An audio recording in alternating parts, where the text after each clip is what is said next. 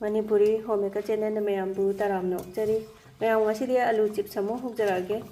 hujikandi angang ahan khaktana chips loina su pamnei ko adu sumaina yamna hauna market ta yolibdo adudagi henna bo hawdoini ko aduna akoina haijanbada yamna kanaiba mama oibe singsina icha singsu yamna pamba aduga yamna healthy oina luna na yamna masaka je phajana semba su yare ko yam laibane khwaidagi laiba khulaine aina ngasi semjar ka toise aduga magi makhon si su yeng ko yam phajana crispy oibane ba khutaga se thaw ambo tairak tamne do yam phajana yam healthy oina yumda semba yai ko aduga amtang su jarke ko magi makhon se yeng biu mem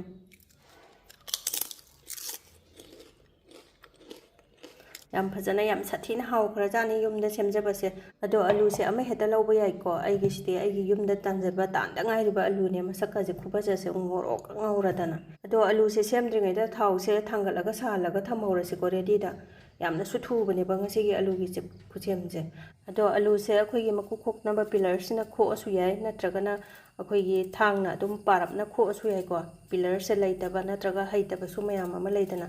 aduragidi alu anauba side akhoi gi thaina ima hoina maku khokpado adumaina dum thangna khetlasu yabane aribadadi yaroi ko aduna alu gi maku se yam phajana lawthokpirase ngasagi kaino se chip se masak phajana ba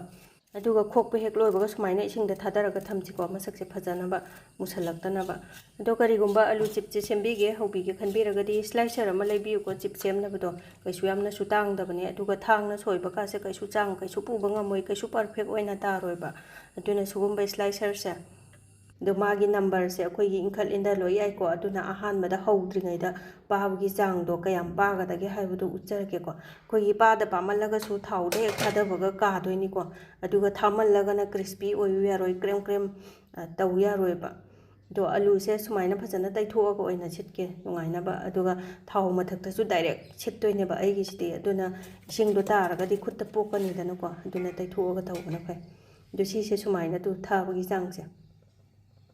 yam thabasu nataba pabasu nataba sumaina tawdoineba adudi hujik thau se sarabeng se aduki matik sare ko khutna thamba kanda phongphong chabado kitang chaba yade yam phajana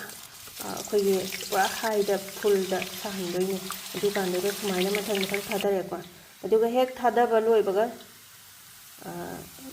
alu ji sitpa loibaga akhoi gi gas se low flame low nadraga medium flame da thamdoini aduga high fe su namdabiba asagi ahanbada sitkiba alu do adusu khara thada horok maraksida do sumaina kitang namda boy kari boy tawraga tapna tapna tawbirani ko adu machu kitang laisala ise khoi gi otbada su krem krem lawrakane ba adu kandu da gas se high flame da thamaga lawkhatse ko thaw machum do loi chum da hongna ba adu sumaina otbada su dum khangmani ko munli munde krem krem lawi lawde se do magi makhon jeong ko dum yam phajana crispy oire ko do horen ingdara kanda amukka hena krem krem lawdoini inga kanda ado chips da napiba thaw singche kitang napthokna naba adugidi sumaina jali gumba amada oina thambi ko thaw machum do tajagina ba ado aigidi tissue paper da thamba sida loi napthokre ba dona khutta thaw ga tairak tamne jaba kanda su aduga akhoi gi thaw mathakta slicer sithaba se thaw jongba saba khopa angang leisabi macha gumbadi amki galli dana thaw gumba se aduna sumaina tawrasu yai ko sumaina plate amda pukhamamda kaida phajana situ ani aduga cotton gi phi amada magi kaino se chotpa je phajana napthokpa ko china di kitang di koithoe adu oraga su yam thuna mulle sisina akhoi gi ising taiba jing to loi taithobani na ko aduga sida su akhoi gi thaw se phajana yam kanna sahandoini ko phajana saraba matungda hapi je ba mathang mathang sumaina changa tawbu yengaga loi hapjalasi ko aduga hapjanba hek loibaga gas se low natraga medium flame da leidabiu ko akhoi gi mai se khara khara sana doini natraga di gas na high flame da thamaga di akhoi gi alu je ka bana hanjala kane ba ngasagi krem krem law ko na ngauroi ba ado ngasagi alu manga khatani ko aina alu chip semjari se last base ne sesina do ahan mada hogi ba singjida napsan na ba lonjan na ba khotpa akhoi gi crispy oidaba krem krem law da ba yauramaga su ko loi laure ai gi sti amta yaudre ado yauramaga su sumaina last ki loiramdai sida thadabiyo ko pulap adum akhoi krem krem law kara tamne adum chek ongtang to khokbiyo ba krem krem law da ba yauri ba kholi ba na ado ingdara kanda phajana khangmane ko dum ꯑꯗꯣ ꯍꯧꯖꯤꯛ ꯂꯣꯏꯔꯦ, ꯂꯣꯏꯅ ꯂꯧꯈꯠꯂꯒꯦ꯫ ꯑꯗꯣ ꯉꯁꯥꯏꯒꯤ ꯑꯩꯅ ꯍꯥꯏꯖꯕꯗꯣ ꯑꯂꯨ chief ꯍꯧꯕꯁꯦ ꯌꯥꯝꯅꯗꯤ ꯂꯥꯏꯔꯒꯁꯨꯀꯣ ꯃꯥꯒꯤ ꯅꯤꯌꯣꯝꯁꯦ ꯈꯤꯇꯪ ꯂꯥꯟꯕꯗ ꯑꯩꯈꯣꯏꯒꯤ ꯁꯣꯠ ꯁꯣꯠ ꯂꯥꯎꯗꯣꯏꯅꯤꯀꯣ, ꯀ꯭ꯔꯤꯁꯄꯤ ꯑꯣꯏꯌꯨ ꯌꯥꯔꯣꯏꯗꯣꯏꯅꯤ꯫ ꯑꯗꯨꯅ ꯊꯥꯎꯁꯦ ꯑꯗꯨꯛꯀꯤ ꯃꯇꯤꯛ ꯃꯩ ꯍꯧꯒꯩ ꯁꯥꯍꯟꯕꯤꯕ, ꯑꯗꯨꯒ ꯊꯥꯗꯕꯤꯕꯀꯣ, ꯊꯥꯗꯕ ꯍꯦꯛ ꯂꯣꯏꯕꯒ ꯒ꯭ꯌꯥꯁꯁꯦ ꯂꯩꯊꯕꯤꯕ꯫ ꯑꯗꯨꯒ ꯑꯩꯈꯣꯏꯒꯤ ꯀ꯭ꯔꯦꯝ ꯀ꯭ꯔꯦꯝ ꯂꯥꯎꯔꯛꯄꯒꯤ ꯃꯇꯥꯡꯗꯨꯗ ꯒ꯭ꯌꯥꯁꯇꯣ ꯑꯃꯨꯛ ꯍꯥꯏ ꯐ꯭ꯂꯦꯝꯗ ꯊꯝꯃꯒ ꯂꯧꯈꯠꯄꯤꯌꯣꯕꯀꯣ꯫ ꯑꯗꯨꯅ ꯂꯣꯏꯁꯤꯜꯂꯛꯄꯒꯤ ꯁꯥꯕꯨꯡ ꯁꯥꯕꯨꯡ ꯇꯧꯔꯤꯉꯩꯁꯤꯗ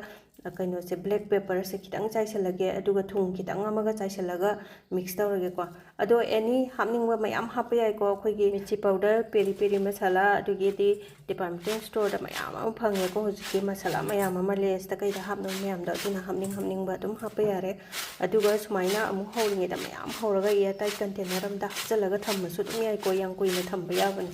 ꯑꯗꯣ ꯑꯩꯒꯤ ꯅꯨꯡꯁꯤꯔꯕ ꯚ꯭ꯌꯨꯌꯔꯁꯤꯡꯅ ꯑꯩꯒꯤ ꯉꯁꯤꯒꯤ ꯑꯂꯨ ꯆꯤꯞ ꯈꯨꯠꯁꯦꯝꯁꯦ ꯍꯥꯎꯗꯧꯕ ꯃꯥꯜꯂꯤ ꯃꯥꯟꯗꯦ ꯍꯥꯏꯕꯗꯨꯁꯨ ꯀꯃꯦꯟ ꯑꯃꯃꯝꯇꯪ ꯊꯝꯕꯤꯔꯝꯃꯣ꯫ ꯑꯗꯨꯒ ꯀꯩꯒꯨꯝꯕ ꯚꯤꯗꯤꯑꯣꯁꯤꯅ ꯈꯤꯇꯪ ꯀꯥꯟꯅꯕ ꯅꯨꯡꯉꯥꯏꯕ ꯐꯥꯎꯕꯤꯔꯒꯗꯤ ꯁꯨꯡꯁꯣꯏ ꯁꯣꯏꯗꯅ ꯂꯥꯏꯛ, ꯁꯕꯁꯀ꯭ꯔꯥꯏꯕ, ꯁꯤꯌꯔ, ꯐꯣꯂꯣ ꯇꯧꯁꯟꯕꯤꯔꯝꯃꯨꯀꯣ꯫